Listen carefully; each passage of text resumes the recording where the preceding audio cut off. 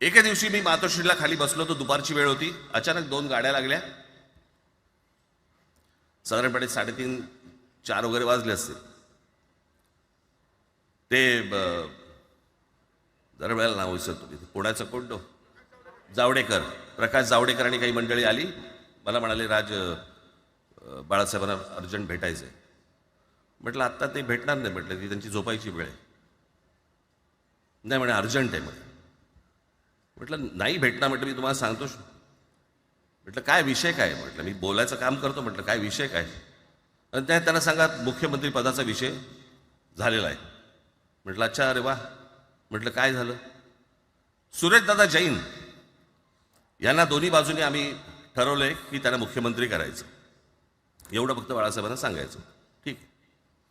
मी वर गेलो. रूममध्ये काळोख, शांतता. आम्ही अरे तुरेमध्ये बोलायचो म्हणून मी हाक मारली. म्हटलं हे काका गाढ झोपले होते. म्हटलं काका उठ. ए काका उठ. बघितलं माझ्याकडे. काय रे? म्हटलं नाही, ती सगळे खाली जावडेकर वगैरे सगळी मंडळी आली आहेत. म्हटलं बरं मग? नाही ते म्हणतात ते मुख्यमंत्रीपदाचा विषय झाला आहे म्हणून. म्हटलं पण ते मला काय झालं? ते म्हणाले सुरेशदादा जैन यांना मुख्यमंत्रीपदासाठी दोन्ही जणांनी सांगितलं की करायचं म्हणून. असं माझ्याकडे बघितलं त्यांनी. त्यांना जाऊन सांग महाराष्ट्राचा मुख्यमंत्री मराठीच होईल, दुसरा कोणी होणार नाही.